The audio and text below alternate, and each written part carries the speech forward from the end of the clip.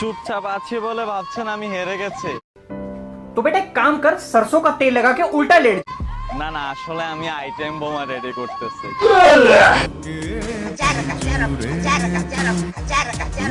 শোন বোকাচোদা ভেবু ভাই, তুই আইটেম বোমা রেডি করতেছিস, তা দেখে ছেলেপেলের মিসাইল দাঁড়িয়ে যাচ্ছে।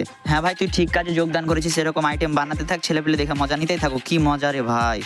আমাদের বাসায় একটা গাভী আছে ভাই, একবারই এরকম দেখতে। এর চাইতে মাংস আর ওই দুটো কিছুটা কমই হবে, কিন্তু বেশি হবে না ভাই। তা ভাই, আমি তো জানি যে তুমি গাভীর ব্যবসা শুরু করেছো, তো গাভীর দুধের দাম কত করে দিচ্ছ? যা লাগবে দিব। ভাই আমার পিছে লাগা বাদ দাও, বলেন কি? পারলে নিজে কিছু কইরা দেখাও। হ্যাঁ ভেবু ভাই, তুমি ঠিক কথা বলেছো একদম। হ্যাঁ ভেবু ভাই, আমি তোমার থেকে অনুপ্রাণিত হয়ে আমিও একটা গাভী কিনেছি। তো দেখছি ভাই, আমার গাভীতে কিন্তু মাংস আর দুধগুলো কিছু কম হয় ভাই। আর একটা দুঃখের কথা কি জানো, আমার গাভীর পা হলো 4টা। আমার গাভীর সব ঠিক আছে, 4টা পাঁচ, দুধ কম হয়, এটা ঠিক আছে। ভাবছি সে ভিডিওর সামনে নাড়ানাড়ি করতে পারবে কিনা, দেখছি ভাই যে সে তো নাড়ানাড়ি করতে পারবে না, কারণ তার 4টা পা আর এগুলো কম। এইটা আমরা জানতাম।